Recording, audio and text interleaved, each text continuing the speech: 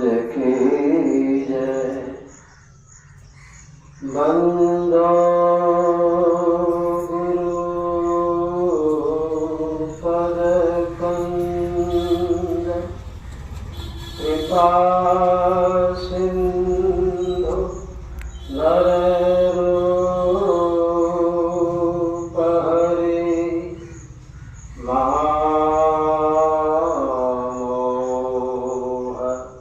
तम कुंज जासु वचन रवि कर निकर मंगलमूर्ति सतगुरु सर्वाधार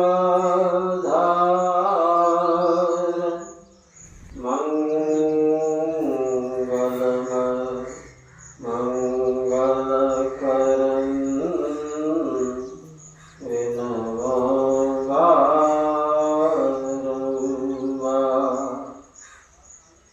उपस्थित सत्संग प्रेमी महानुभावों, माताओं एवं बहनों,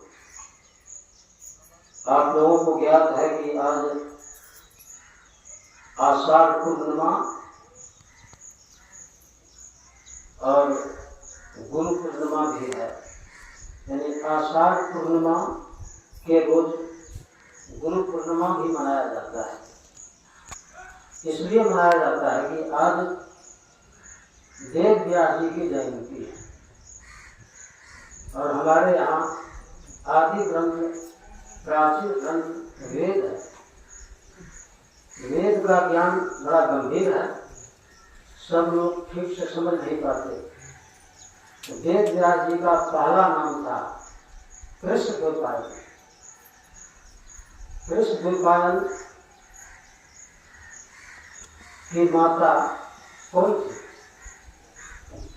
उनके माता का कई नाम है। कई नामों में से एक नाम है मत्स्यगंधा। मत्स्यगंधा मछली जैसे दुर्गंध जिसके शरीर से थी, उसको बोलते हैं मत्स्यगंधा। तो समझ लीजिए क्या काम करती होगी। यानी नदी में नाव पर बैठकर मछली मारती, और उसी के गर्भ से जन्म हुआ कृष्णद्वैपायन का। कृष्णद्वैपायन जब कुछ बड़े हुए, हिमालय की तलहटी में तपस्या करने गए।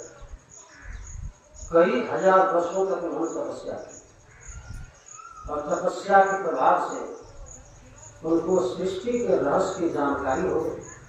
और उनके मन में हुआ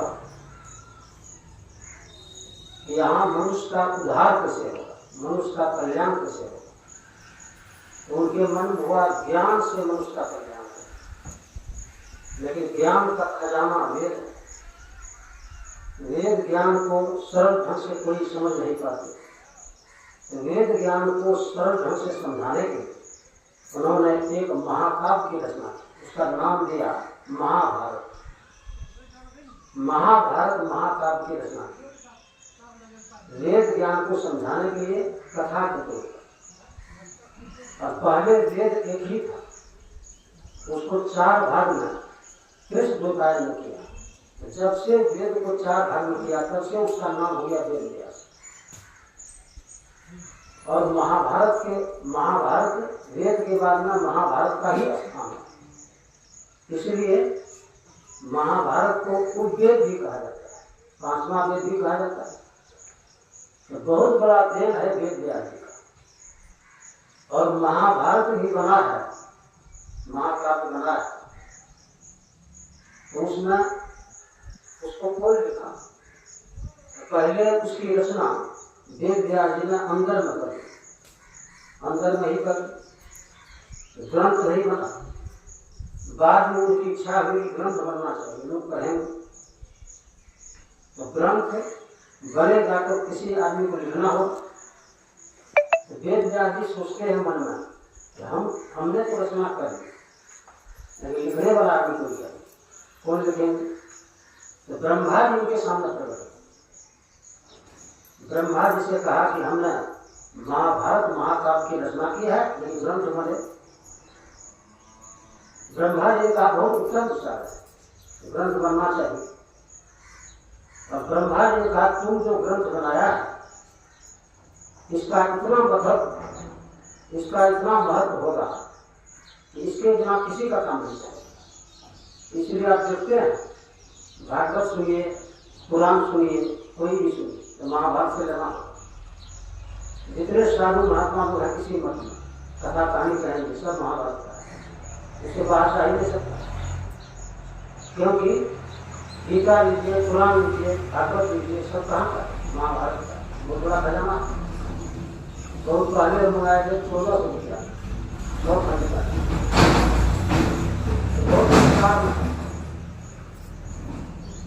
तो वेद व्यास जी ने कहा कि ग्रंथ बनना चाहिए। और ब्रह्मा जी आशीर्वाद दे करके अंतर ध्यान हो गए। ब्रह्मा जी ने कहा कि जाओ इस महाकाव्य का बड़ा महत्व होगा, इसके बिना किसी का काम नहीं चलेगा। और यह ग्रंथ बने तो वेद व्यास जी ने कहा हम बोलते जाएंगे, लिखने वाला कोई आदमी चाहिए, कौन लिखेगा? ब्रह्मा जी ने कहा कि गणेश का आत्मा करो, गणेश लिखेंगे। कह करके ब्रह्मा जी अंदर ध्यान हो गए। अब पीछे गणेश जी का स्मरण करते हैं तो गणेश जी प्रकट हुए, कहते कहिए आपने मेरा स्मरण किया। वेद व्यास जी ने कहा कि देखिए एक महाकाव्य हमने बनाया है, लेकिन वह ग्रंथ रूप में नहीं हुआ है, तो आप उस महाकाव्य को लिखने में तैयार हो जाए, इसीलिए आपका स्मरण हमने किया। तो गणेश जी ने कहा ठीक है, उत्तम विचार है, हम ऐसा काम करेंगे, लेकिन हमारी एक शर्त है, हमारी कलम जब चलेगी तो रुकेगी नहीं, जब रुकेगी तो चलेगी नहीं। वेद व्यास जी ने कहा ठीक है, आपका शर्त मुझको मंजूर है, लेकिन मेरा भी एक शर्त है, हम जब श्लोक बोलेंगे तो आप समझ कर देंगे। गणेश जी मन ही मन समझ गए, समझ निकाल दिया। तो श्लोक बोलते जाते हैं वेद व्यास जी और गणेश जी लिखते जाते हैं। लेकिन कभी कभी ऐसा कठिन श्लोक बोलते हैं कि गणेश जी को समझने में देर हो जाती है, तब तक दूसरा श्लोक वह बना लेते हैं। इस तरह से महाभारत ग्रंथ की रचना हुई। तो उस समय प्राचीन काल में संस्कृत भाषा ही थी,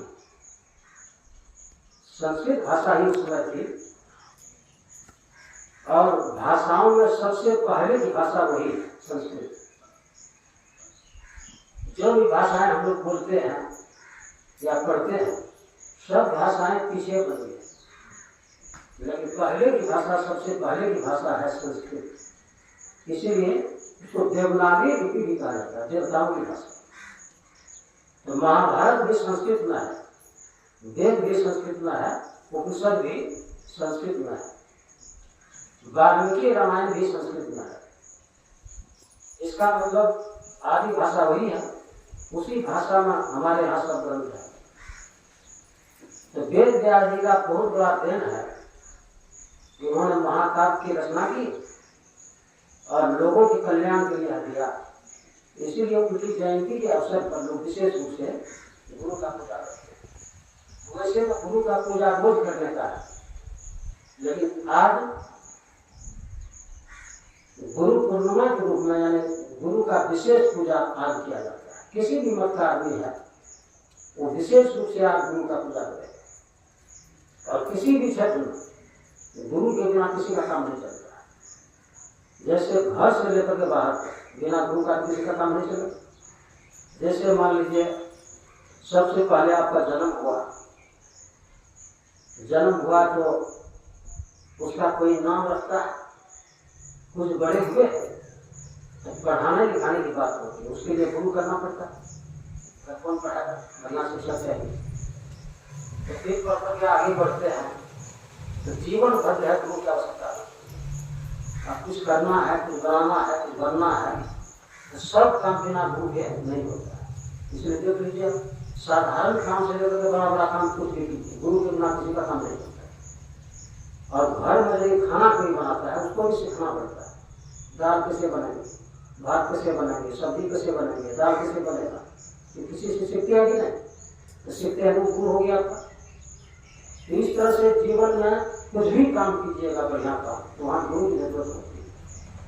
अच्छा, यदि भौतिक विद्या भी गुरु अग्रसर मिल गया तो आपका पूरा काम नहीं होगा। लेकिन भौतिक विद्या से ही आपका कल्याण नहीं होगा। भौतिक विद्या से ही कोई चाहे कि मेरा कल्याण हो जाए, तो कल्याण किसका होगा? आज शरीर में खाएंगे पिएंगे रहेंगे, संसार में रहेंगे, लेकिन शरीर में कब तक रहेंगे? जब तक आप हैं तब तक शरीर रहेगा। आप मतलब हुआ चेतन आत्मा। चेतन आत्मा जब शरीर में है तभी तक आप रहेंगे, तब तक आनंद लेंगे। जैसे आप निकल जाएंगे शरीर छोड़कर, तो शरीर में कोई आनंद नहीं होगा, कुछ नहीं रहेगा। इसका मतलब है कि शरीर तो एक दिन मरेगा ही, लेकिन इसमें जो रहने वाली आत्मा है वह नहीं मरती, वह शरीर छोड़कर कहीं निकल जाती है। उस आत्मा का कल्याण हो, आपका कल्याण हो, इसके लिए है सद्गुरु की आवश्यकता। यानी जहां से जीवात्मा आया है वहां मिलने से जीवात्मा का उद्धार हो जाता है। ईश्वर अंश जीव अविनाशी, चेतन अमर सहज सुखराश। यानी जीव ईश्वर से आया है, ईश्वर का अंश है। जब यह जीव ईश्वर में जाकर मिलेगा तभी इसका कल्याण होगा। कैसे मिलेगा? यहीं पर गुरु की आवश्यकता होगी। क्या दुखती है, क्या भेद है, यह जानना पड़ता है। चाहे ब्रह्मा विष्णु महेश क्यों नहीं, लेकिन यदि वह भी गुरु नहीं किया उसका भी कल्याण नहीं है। इसलिए गोस्वामी तुलसीदास जी ने कहा, गुरु गुरु भवन भिचारे न कोई, जौ विरम से संकट। ब्रह्मा विष्णु महेश के समान कोई क्यों नहीं, लेकिन गुरु के बिना उसका भी उद्धार नहीं। इसीलिए भगवान कृष्ण का भी गुरु था, राम का भी गुरु था, शंकर जी का भी गुरु था, सब ने गुरु किया। तो उनके बिना आपका काम नहीं चल सकता है। तो जब ब्रह्मा विष्णु महेश को गुरु के बिना काम नहीं चल सकता है, तो साधारण आदमी को कैसे काम चलेगा गुरु के बिना? तो पूजा पाठ सब कीजिए, गुरु धारण नहीं किए हैं तो सब बेकार हो गया। जो फल मिलना चाहिए वो नहीं मिलेगा। इसीलिए कभी साहब ने कहा, गुरु गुरु माला फेरते, गुरु गुरु देता दान, और गुरु गुरु सब निष्फल गया बुझो देता। गुरु के बिना सब बेकार हो गया। इसीलिए गुरु की आवश्यकता होती है। और गुरु शब्द का यदि अर्थ करेंगे तो बहुत बड़ा अर्थ होता है। यानी सही गुरु किसको बोलते हैं? गुरु मतलब अंधकार और गुरु मतलब प्रकाश। जो अंधकार से प्रकाश में लाते वही है सच्चा गुरु। और गुरु मतलब गुप्त और गुरु मतलब प्रकट। जो गुप्त को प्रकट करके वही है गुरु। तो उसी को सद्गुरु भी कहा जाता है। तो वैसे ऐसे गुरु जो कर लिया तो कभी कभी उसका कल्याण होगा। तो जैसे हमारे यहाँ है कि संत का हम लोग स्तुति करते हैं, तो पहले ईश्वर की स्तुति करते हैं, ईश्वर की स्तुति करते हैं, उसके बाद संत का भी स्तुति करते हैं, फिर गुरु का स्तुति करते हैं। तो संत कहते हैं जिसको अनुभव का, जिसको ईश्वर का अनुभव है, उसी को संत कहते हैं। वह सामूहिक रूप से ईश्वर का प्रचार करते हैं। और सद्गुरु कहते हैं संतों में से ही कोई सद्गुरु होते हैं जो व्यक्तिगत रूप से आपको विशेष क्रिया बताते हैं, इस क्रिया के द्वारा ईश्वर की पहचान है। तो ऐसे सद्गुरु का विकास सबसे अधिक है, सबसे अधिक है परमात्मा से ऊपर। तो कहेंगे ऐसा कैसे होगा? तो वैसे तो आदि गुरु परमात्मा ही है, लेकिन परमात्मा से भी बढ़कर गुरु को कहा गया है। संत कबीर साहब की वाणी में, तीन लोक लोखंड में गुरु ते बड़ा न कोई, कर्ता करे न कर सके गुरु करे सो। फिर का 7 समुद्र की मसीह करो, लेखरी सब बदलाए, धरती सब कागज करो, गुरु को लिखा। हमारे गुरु महाराज ने कहा, प्रभु मुझसे गुरु अधिक जगत विख्यात है, बिनु गुरु प्रभु नहीं बना जगत ही भगवान। और सहजो भाई की वाणी में सुन रहे थे, राम तजु कर गुरु नो दिशा, गुरु के सब हरि गुरु दिया। किसी ने उससे पूछा ऐसा क्यों? सहजो भाई ने कहा, हरि ने जन्म दियो जन्मा, हरि जन्म दे दिया संसार, लेकिन गुरु ने कहा कि हरि ने जन्म दियो जन्माही और गुरु ने आवागमन किया। अरे यहाँ जन्म लेने से बुद्धि भी होता है संसार में, तो गुरु क्या करते हैं? गुरु आवागमन को नष्ट कर देते हैं, मिटा देते हैं। हरि से अधिक काम किए। इसीलिए मैं कहती हूँ कि राम को तज भूमि गुरु बोले, राम तजु पे गुरु निसारू, गुरु के सब हरि को निकाल। यानी राम को करना पड़े तज होंगे तो गुरु को नहीं करेंगे। तो वैसे गोस्वामी तुलसीदास जी रामचरितमानस की रचना की हिंदी, उसके पहले रामचरितमानस की रचना वाल्मीकि जी की संस्कृत, अब बाद में है गोस्वामी तुलसीदास जी हिंदी में रामचरितमानस की रचना की। तो वैसे तो उसका पिताजी माँ पहले गुजर गए थे और उनका पालन कौन किया था? पालन किया था पार्वती। शंकर जी के कहने पर पार्वती गोस्वामी तुलसीदास जी का पालन की बच्चा। तो समझ लीजिए कितने बड़े संस्कारी होंगे, तो पार्वती ही खुद उनका पालन की गोस्वामी तुलसीदास जी। एक समय की बात है, काशी में थे गोस्वामी तुलसीदास जी, काशी में। तो बर्तन में पानी लेकर के सोच जाते थे, तो बर्तन में पानी लेकर सोच जाते थे, और सोच करके जो पानी बचता था एक पेड़ के कोहर में डाल दिया करते, रोज सीधा करते, जितना पानी बचता था पेड़ के कोहर में डाल दिया करते। और उस पेड़ के कोहर में पहले से एक प्रेत का निवास था। एक दिन प्रेत प्रकट हुआ, अब गोस्वामी जी से कहा, देखिए हमको आपने बहुत पानी पिलाया, कहिए आपका क्या सेवा करें। तो प्रेत का ध्वनि सबसे अधिक दुखदायी होता है, सबसे अधिक दुखदायी प्रेत का ध्वनि। और उसका रहना कहाँ होता है? अपवित्र जगह में, अपवित्र जगह में, जूठा में उठा पत्थर खाना जगह में उसका निवास होता है। और उसका भोजन भी अपवित्र होता है, उसी से खुश होता है प्रेत। प्रसाद को खाने का पानी जब मिलेगा तो खुश होगा, क्योंकि वैसा ही चाहिए उसको भोजन। इसीलिए प्रेत लगता भी है तो अच्छा आदमी को नहीं लगता है। अच्छा आदमी को देखे प्रेत लगता है, अच्छा आदमी को नहीं लगता। जो विचार का गंदा होता है उसी को प्रेत लगता है, क्योंकि अशुद्ध जगह में उसका निवास होता है, अशुद्ध आदमी को पकड़ता है, बढ़िया आदमी को नहीं पकड़ता। कोई साधु महात्मा को प्रेत पकड़ता, कोई साधु महात्मा नहीं पकड़ता। वो अपवित्र आदमी को जिसका विचार करता है उसको पकड़ता है। तो गोस्वामी तुलसीदास जी को दर्शन दिया प्रेत, लेकिन यदि साधारण आदमी को दर्शन देता प्रेत प्रकट होता तो बेहोश हो जाता। तो गोस्वामी जी के सामने प्रेत प्रकट हुआ और गोस्वामी जी का मदद किया, प्रेत मदद किया। तो कहता है हमको, हम क्या सेवा करें? बहुत पानी हमको पिलाए, कहिए क्या सेवा? गोस्वामी जी ने कहा क्या सेवा करोगे? हमको राम का दर्शन करा। तो कहा हम तो कैसा अशुभ कर्म किए हैं, ऐसा शरीर मिला है, हम राम का दर्शन कैसे करा सकते हैं? तब हम उपाय बता सकते हैं। कहा ठीक है उपाय बता दो। तो प्रेत एक जगह बता दिया, कहा देखो यहाँ रोज सत्संग होता है, राम के सेवक हनुमान आते हैं पहले, पीछे जाते हैं, पुष्प के रूप में रखते हैं, उनसे यदि कहो तब तुमको राम का दर्शन हो जाएगा। कह करके प्रेत चला गया। और जब समय हुआ तो गोस्वामी तुलसीदास जी उस स्थान पर पहुंच गए।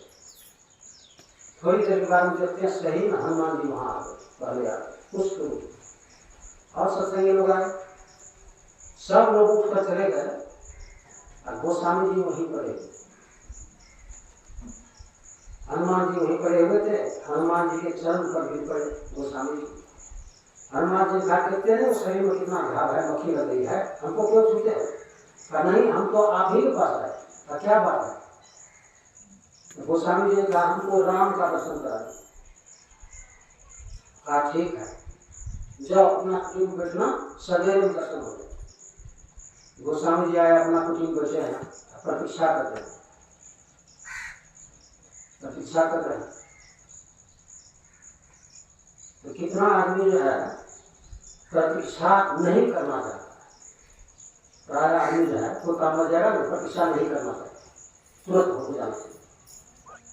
लेकिन उसको ज्ञान नहीं, बुद्धि नहीं, अरे प्रतीक्षा में आनंद होता है, उसको मालूम क्या है। तो ज्ञान में बुद्धि नहीं, इसलिए हवा जाता है, प्रतीक्षा क्या करें। अब यहाँ भी कभी कोई आता है तो क्या बंद है गेट, तो यहाँ से जगह शिकायत करेगा, हम उतना दूर से धूप में आए, गेट बंद था, 17 जगह बोलेगा, कहाँ पर चले गए थे, अब परीक्षा नहीं करना जानता है, तो हम तुरंत लोगों के सामने खुला होना चाहिए, हमको दिक्कत नहीं होना चाहिए, हम उतना दूर से खाया है। तो एक समय नवादा में हम थे, गुरु महाराज जी समय मोबाइल नहीं था, कंप्यूटर भी नहीं था, और रांची में अखिल भारतीय सत्संग था, रांची में भारतपुर से अब से सब चेंज हुआ, अब उसी ट्रेन से सब आगे जाता है, गुरु महाराज जाते उसी ट्रेन से। तो मोबाइल में था कि हम नवादा में खबर दिया कि गुरु महाराज की गाड़ी की है दिक्कत, शाम को आए तो भोजन का व्यवस्था यही कर दी। हम लोगों ने कहा ठीक है करते, पूरी सब्जी खीर बनाए रात को, अब वहाँ से रेलवे स्टेशन पर आए, गुरु भाई गाड़ी नहीं आई, बहुत देर पूछे नहीं आई लोग तो चले गए, यानी खीर पूरी का सब वापस चले। तो दूसरे दिन हम लोग मन में सोचते हैं अच्छा कल नहीं आई तो आज तो आ सकती है, तो उस प्रतीक्षा में दूसरे दिन खीर पूरी बना के यहाँ आए स्टेशन बना करके लाए, दूसरे दिन की गाड़ी देंगे, फिर सब लेकर चले गए वहाँ कुटी। और तीसरा दिन खबर आती है वहाँ से नहीं आज गाड़ी जरूर रहेगी, तो तीसरे दिन जो है फिर पूरी सब्जी खीर बना के वहाँ गए, तब कहते तीसरे दिन गुरु भाई सही मार गए। तब तो मान लीजिए मेरा जो आना हुआ सबसे शिकायत करते हुए भाई हम तो दोनों दिन गए खीर पूरी लेके, गुरु भाई नहीं आए, देखिए कितना गलती किया, जहाँ मेहनत हम लोग किए कहीं आया, अब शिकायत करता क्या हम लोग को आनंद हो रहा था, बड़े बढ़िया होगा 4 दिन के बाद आ गए मुझे पर हमारे प्रतीक्षा।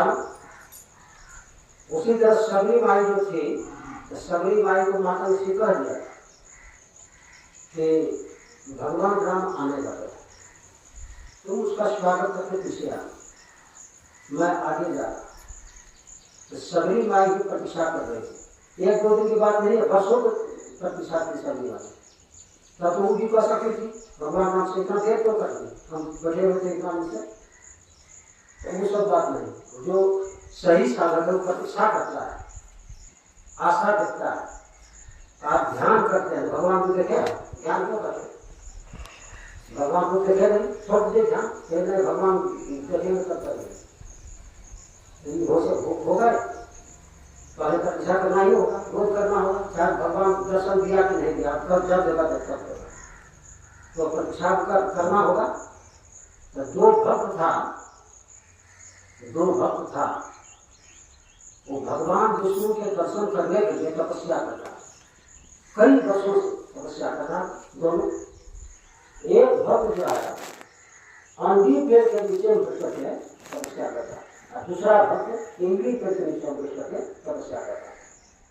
संयोग से नारद जी जा रहे थे वैकुंठ, दोनों भक्तों ने देखा नारद जी जा रहे हैं, नारद जी रुक जाइए, दोनों क्या बात है, देखिए हम दोनों पेड़ के नीचे में तपस्या कर रहे हैं, भगवान विष्णु को दर्शन कर रहे हैं,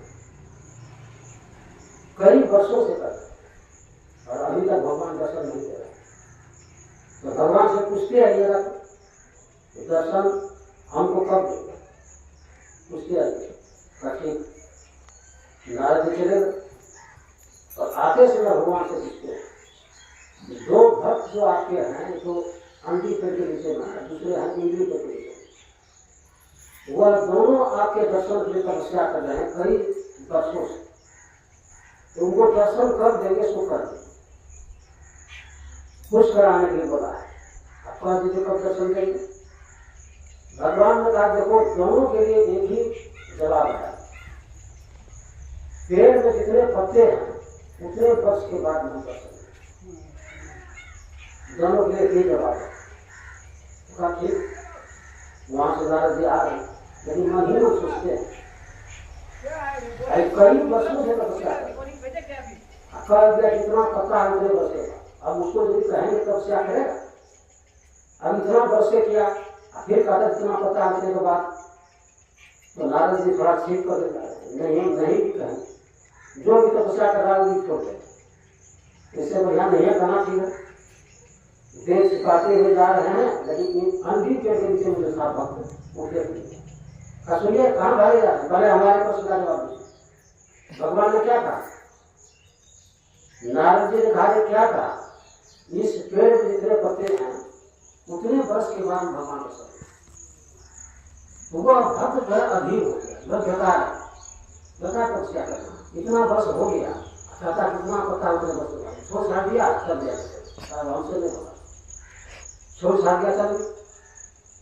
नारद जी मन में सोचते हैं अम्बीर पेड़ से अधिक पता तो इमली पेड़ का, इसको कहने से भाग गया, यदि उसको कहने को पाएगा इससे बिना नहीं कहना सीखा, ठीक करके जा रहा, लेकिन प्रतीक्षा में था, इमली पेड़ होता प्रतीक्षा में था, नजर पड़ गई, नारद जी आ रहे, सुनिए हमारे प्रश्न का जवाब। भगवान ने क्या कहा? नारद जी ने कहा कि यही कहा, इस इमली पेड़ में जितने पत्ते हैं उतने वर्ष के बाद ना भगवान दर्शन करें, तो दर्शन हो ही जाएगा, अब तो आनंद हो गए। अरे भगवान को कहा दर्शन दे, यही बात याद रखिए, दर्शन दे पता है तो है, भगवान को यह कह दिया कि दर्शन देंगे। अब प्रेम में मगन हो गए, इतना मगन हो गया कि नाचने लग गया खुशी, भगवान को कह दिया दर्शन देंगे, अब नाचने लग गया खुशी में, प्रेम में विभोर हो गया, इतना प्रेम हो गया कि भगवान को भी नहीं याद किया और भगवान को वहां पर वो अभी साथ में नाचने लग गए। तो नारद जी भगवान से कहते हैं आप भी झूठ बोलते हैं, आप कैसे झूठ बोलते हैं? तो आपने क्या कहा? जितने पत्ते हैं उतने बस के बाद उतना बस हो गया। अरे नहीं, हम बोले थे सही, लेकिन इसका इतना प्रेम हो गया, इतना लगन हो गया, इसके लगन को देख करके, प्रेम को देख करके हमको हित लगा। मतलब कहेगा जो प्रतीक्षा नहीं करना चाहेगा उसको भगवान दर्शन दे दो, प्रतीक्षा करने में आनंद होता है। तो जो साधना करते हैं उस ईश्वर के लिए, तो साधना भी उसका प्रकार नहीं, साधना प्रकार नहीं। तो सभी माई के बारे में गुरु महाराज जी कहते थे 14,000 वर्षों तक तपस्या की। अब देखिए 14,000 वर्ष कितना, 14,000 वर्षों तक तपस्या की सभी माई, तब उसको मोक्ष की प्राप्ति हुई। तो कितना दिन, तो इसे तो द्वापर युग की बात है, द्वापर नहीं त्रेता युग की बात है। त्रेता युग में सभी माई थी, भगवान राम भी थे, तो उस समय लोगों की आयु 10,000 वर्ष होती। त्रेता द्वापर में 1,000 वर्ष हो गई, और त्रेता के पहले सतयुग में उसकी आयु 1,00,000 वर्ष। मतलब कहने का इतने दिनों तक सभी मानी साधना की और अंत में मोक्ष की प्राप्ति। तो गुरु धारण करके, सच्चे गुरु धारण करके जो साधना बताई गई है, उस साधना को आप करते रहेंगे कभी न कभी, तो आपको लक्ष्य की प्राप्ति होगी। और गुरु की पूजा मुख्य रूप से है उसके आदेश का पालन करना। आदेश का पालन यदि करते हैं तो उससे गुरु प्रसन्न होते हैं, और गुरु की मुख्य रूप से सेवा यही उसके आदेश का पालन करना। यदि शरीर की भी सेवा की जाती है, लेकिन आप किसी गुरु को यदि करोड़ शिष्य हो, सब कोई टूट जाए के साथ अगर हम के जाएंगे, गुरु को रहेगा क्या? 1 करोड़ आदमी का डालेगा तो असंभव है, सब कोई चाहेगा कि हम ऐसा करें तो असंभव है। तो आदेश का पालन जो है वही मूल चीज है। आदेश का पालन यदि करते हैं इससे गुरु प्रसन्न हो जाए। और एक राजा बूढ़े हो गए, उसके मन में हुआ कि अब राज को कौन चलाएगा, देश को कौन चलाएगा, हम तो बूढ़ा हो गए, मंत्री का चुनाव अब करना चाहिए, देश को चला देगा। तो कहा कि सुनो, एक सभा बुलाई गई, उसमें एक कीमती हीरा रख दिया, एक बड़ा हथौड़ा वहां रखवा दिया। सबको बुलाया गया। अब सुनिए, हम बुढ़ा हो गए, मंत्री का चुनाव करना है, लेकिन मंत्री वही बनेगा जो इस समय मेरे आदेश का पालन करेगा, वही मंत्री बनेगा। तो देखिए, जो हम आदेश करेंगे, आप लोगों में से जो हमारे आदेश का पालन करेंगे वही मंत्री बनेगा, उसी को हम मंत्री बनेगा। ठीक है, सब प्रतीक्षा में है क्या आदेश होगा राजा का। तो सब लोग कहते तब राजा साहब आप आदेश करें। आदेश किया गया। तो राजा साहब ने कहा तो मेरा आदेश यही है कि बड़ा हथौड़ा जो है उठाओ, या जो कीमती हीरा है तो चूक चूक कर। तब राजा आदेश कर दिए। आपस में लोग बोलने लगे, राजा कितना मूर्ख है, यह भी कोई आदेश है? और कीमती हीरा है, कहता इसको चूक चूक कर दिए, कौन आदेश हुआ? आपस में लोग बोलने लगे, भाई कैसा आदेश है? तो जब कोई नहीं आया, हीरा को चूक चूक करने कोई नहीं आया, तो राजा को सोचते आप नाम लेकर बुलाना होगा। एक एक रानी का नाम लेते हैं, आप आइए, हथौड़ा उठाइए और हीरा को चूर चूर कर लीजिए। तो जिसका नाम लेता है वो नजदीक आता है राजा के पास और राजा को समझाने लगता है, राजा साहब ऐसा क्यों कीजिएगा, हो रहा है कितना कीमती है, बहुत कीमती है, इसको चूर चूर करना ठीक नहीं होगा, बहुत क्षति हो जाएगी। ठीक है, देखो दूसरा आदमी नाम लेता है, वो भी आकर के राजा को समझाने लगते हैं, ऐसा करना ठीक नहीं है। फिर तीसरा आदमी का नाम लेता है, वो दूसरी तरह समझाते लगता है। लेकिन एक आदमी सबसे पीछे में, एक आदमी सबसे पीछे में है और प्रतीक्षा में है। तो मेरा नाम जैसे लेगा हम कुछ नहीं बोलेंगे, हथौड़ा उठाएंगे कुछ कर ही।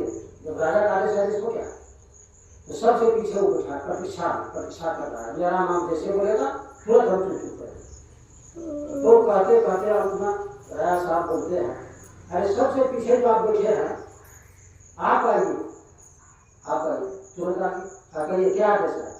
हथौड़ा उठाइए, तुरंत हथौड़ा उठाइए, ऐसे चुप चुप कर दीजिए, चुप चुप कर दिया, चुप चुप कर दिया। राजा साहब उसको गला लगा दिया, हृदय से लगा दिया। अब यही मंत्री अवसर, तो जितना आदमी बैठा हुआ है सब आवाज हो गया, कैसा दुख है, बताइए इतना क्षति कर दिया, उसी को मंत्री बना कितना मूर्ख है। तो राजा ने कहा नहीं, हम मूर्ख नहीं है, आप लोग मूर्ख है। कैसे? तो राजा के आदेश का कीमत अधिक होता है कि हीरा का कीमत अधिक होता है? सब लिखा नहीं, आपके आदेश का कीमत अधिक होता है। मतलब जरा आदेश का पालन जो नहीं करेगा मंत्री के करेगा, और यह आदेश का पालन किया इसलिए मंत्री बना। कहने का मतलब है गुरु के आदेश का पालन जो करेंगे तो उसे गुरु प्रसन्न होंगे, उनसे गुरु प्रसन्न होंगे। और गुरु जब प्रसन्न हो गए तो क्या चीज मिलना बाकी रह जाए, सब कुछ की प्राप्ति उसको हो जाए। गुरु जब प्रसन्न हो गए तो कोई चीज उसके लिए कमी नहीं रहा, सब कुछ की प्राप्ति हो गई, क्योंकि सच्चे गुरु परमात्मा देते हैं। तो परमात्मा देने की सामर्थ्य जब है गुरु में, तो और सब चीज को कौन पूछता है? इसीलिए हम लोग प्रार्थना करते हैं, रोज प्रेम भक्ति गुरु दीजिए, बिनबो कर गुरु, पल पल छोड़ न छोड़िए, सुनिए गुरु। प्रेम भक्ति गुरु दीजिए। प्रेम भक्ति में किसको मानते हैं? ईश्वर को मानते हैं। यानी प्रेम भक्ति यदि नहीं होगी ईश्वर भी नहीं मिलेगी। तो प्रेम भक्ति किसको कहा जाता है? समर्पण, श्रद्धा, पवित्रता, सब इसमें रहता है प्रेम भक्ति। यदि पवित्रता भी है, श्रद्धा भी है, समर्पण भी है, तो प्रेम भक्ति, तो प्रेम भक्ति होना इतना आसान नहीं। तो हम लोग गुरु कीर्तन में गाते हैं, गुरु कीर्तन में कहते हैं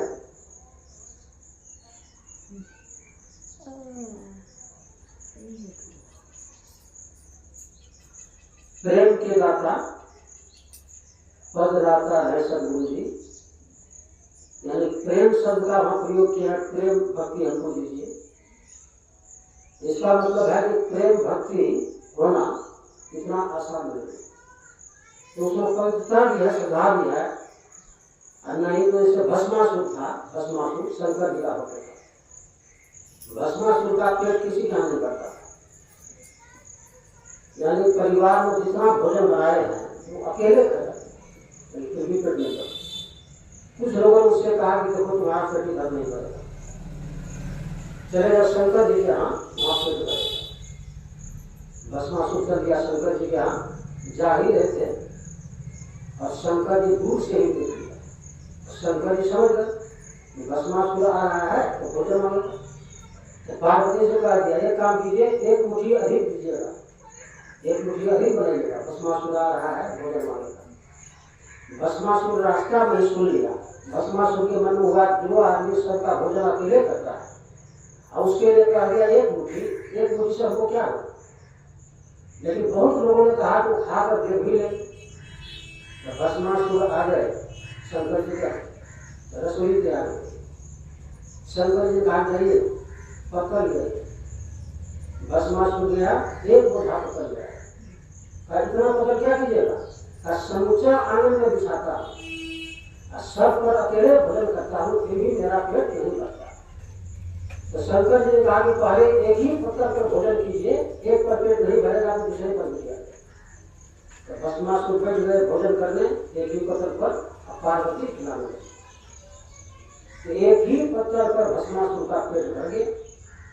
तो पेट तो भर गया, लेकिन भस्मासुर के मन में पाप आ गया। मन में सोचता है अरे दुनिया में कोई पेट नहीं भर सका और पार्वती मेरा पेट भर दी। तो पार्वती को अपना लेने से सब मेरा पेट भरेगा, तो पार्वती को हम ले लेंगे तो मेरा पेट भरेगा। लेकिन पार्वती हमारी कैसे होगी, शंकर जी के रहते नहीं होगी। पहले शंकर जी वही खत्म कर देगा तब पार्वती हमारी हो जाएगी। तो भस्मासुर चले गए तपस्या करने, विशेष शक्ति प्राप्त करेंगे, शंकर जी को पहले खत्म कर देंगे तो पार्वती हमारी हो जाएगी। गया तपस्या करने, शंकर जी की तपस्या, घोर तपस्या, हजारों बच्चों का। शंकर जी कहते कहिए क्या कहिए।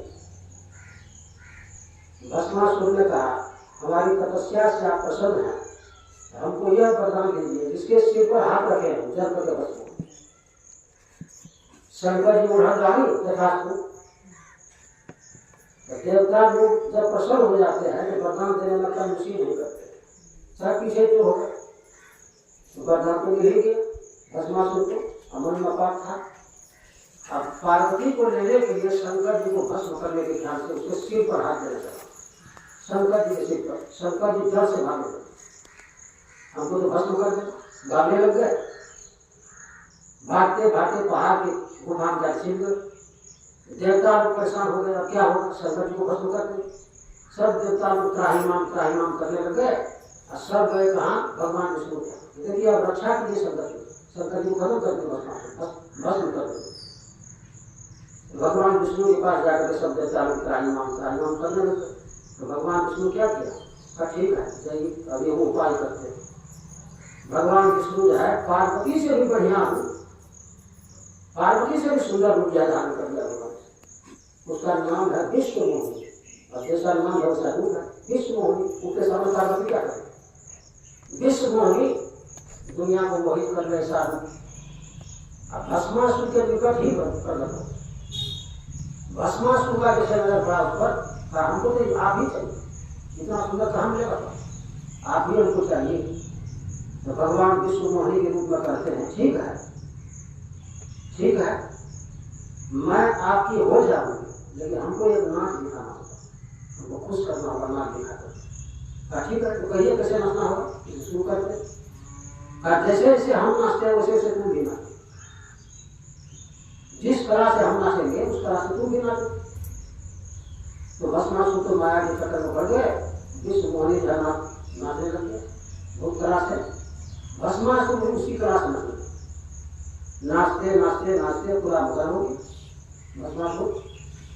तो भगवान विष्णु क्या करते हैं, अब दूसरा कला पर नाच शुरू करते हैं। एक हाथ लिया अपना कमर पर, दूसरा हाथ लिया सिर पर, नाचने लगते। भस्मासुर भी देखा कि सिर बनाना होगा हमको, एक हाथ लिया अपना कमर पर, दूसरा हाथ सिर पर जैसे रखा, खूब जल कर भस्म।